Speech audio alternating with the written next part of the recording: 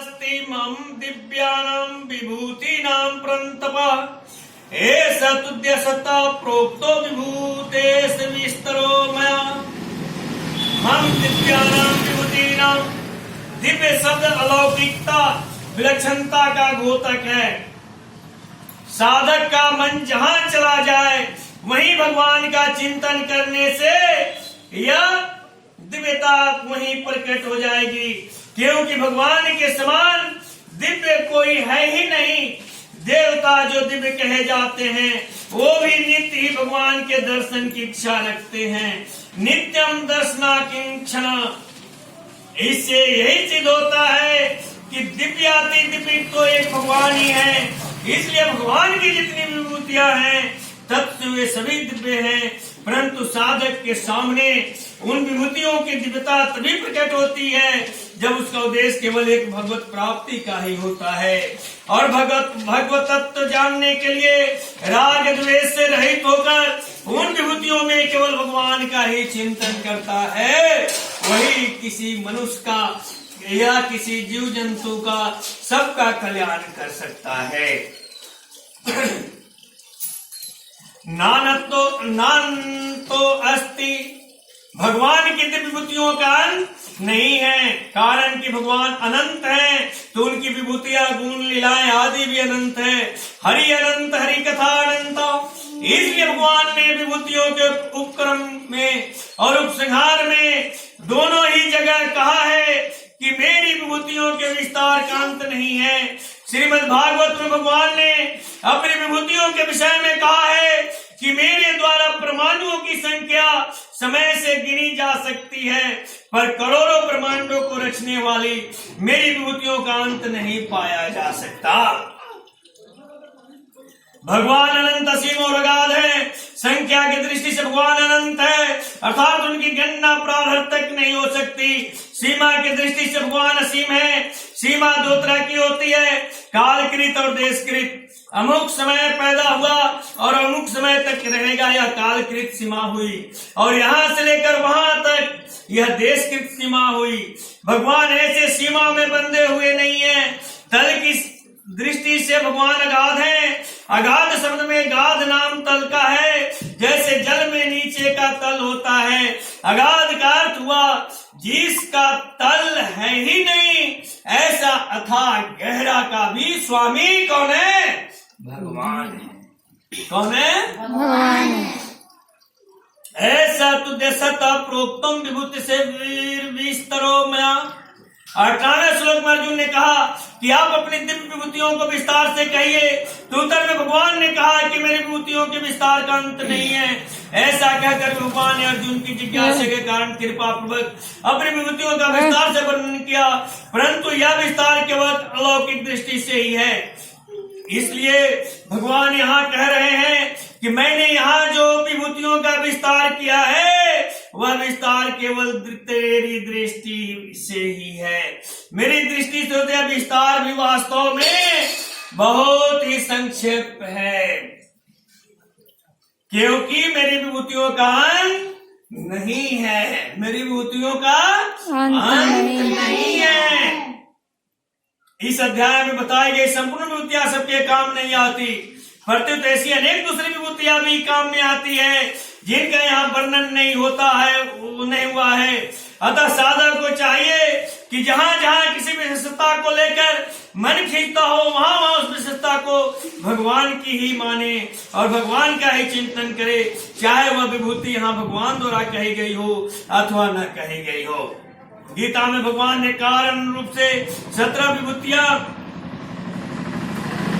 कारण रूप से 37 विभूतियां, भाव रूप से 20 विभूतियां, व्यक्ति रूप से 25 विभूतियां, मुख्य रूप से तथा अधिपति रूप से 81 विभूतियां, सार रूप से 1 विभूति और प्रभाव रूप से 13 विभूति बताई है। इन सब का तात्पर्य यही है कि भगवान के सिवाय कुछ नहीं है। सब रूपों में कि भगवान ही भगवान है, वह सब भगवान का ही समग्र रूप है। असत परिवर्तनशील है और सत अपरिवर्तनशील है। सत और असत दोनों ही भगवान की विभूतियां हैं। सद सचा हम अर्जुना तात्पर्य की विभूति रूप से साक्षात भगवान ही है।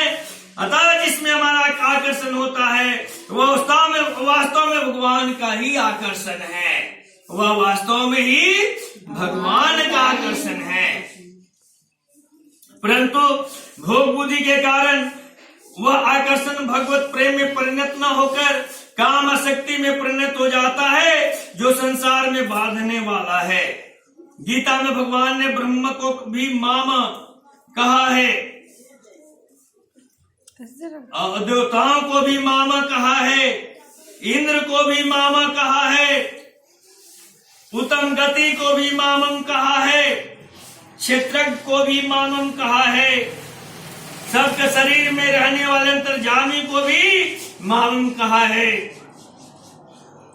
संपूर्ण प्राणियों के बीच को भी मामम कहा है आदि। तात्पर्य है कि सगुण निर्गुण सकार निराकार तथा मनुष्य देवता पशु पक्षी भूत प्रेत प्रसाद आदि जो कुछ भी है वह सब मिलकर भगवान का ही समग्र रूप है, अर्थात सब भगवान की विभूतियां हैं, उनका ही ये स्वर्ग है। ये सब की सब विभूतियां अव्यय है, अविनाशी। अव्यय का मतलब अविनाशी, अविनाशी का मतलब कभी विनाश नहीं होने वाला। अविनाशी का मतलब कभी विनाश चीज का कभी विनाश नहीं हो सकता।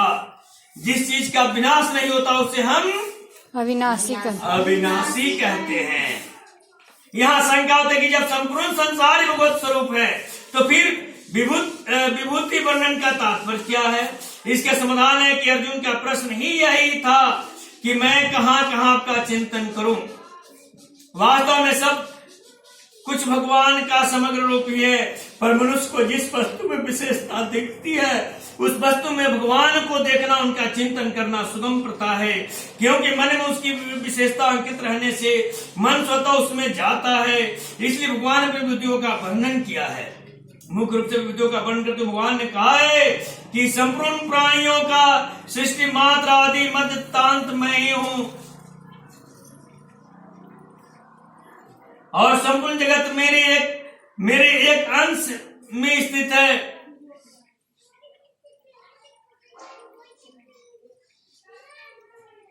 फिर भगवान के सिवाय बाकी क्या रहा? कुछ भी बाकी नहीं रहा, सब कुछ भगवान ही हुए। वासुदेव सर्वम, वासुदेव सर्वम। गीता में विभूति को वर्णन कौन नहीं है? प्रत्येवा भगवत प्राप्ति का मुख्य साधन है, जिसकी श्री वासुदेव सर्वम में होती है। कारण कि संसार में हमें जहां भी कोई विशेषता दिखाई दे उसको भगवान की विशेषता मानने से हमारा है कारणम गुण संगोश्च सदसो सद सद्यो निज मनसो।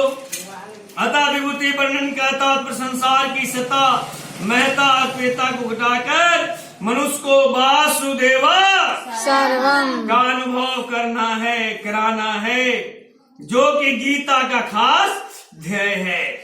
संसार की सहता महता और संबंध ही मनुष्य को बांधने वाला है।